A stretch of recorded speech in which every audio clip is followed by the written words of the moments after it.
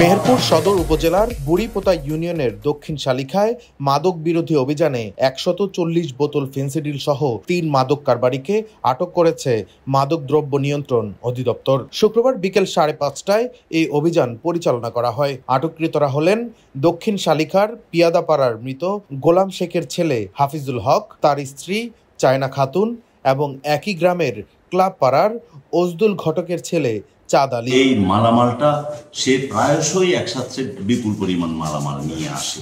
জেলা মাদকদ্রব্য নিয়ন্ত্রণ অধিদপ্তরের পরিদর্শক বিদ্যুৎ বিহারী নাথ জানান, স্বামী স্ত্রী মাদক কেনাবেচা করছে এমন গোপন সংবাদের ভিত্তিতে হাফিজুল হকের বাড়িতে অভিযান চালানো হয়। এ সময় খাটের নিচ থেকে ১৩০ বোতল ফেন্সিডিল উদ্ধার করে। অপরদিকে চাঁদ আলীর বাড়িতে অভিযান চালিয়ে তার কোমর থেকে ১০ বোতল ফেন্সিডিল উদ্ধার করা হয়। ডেস্ক রিপোর্ট, দৈনিক ডেস্টিনি।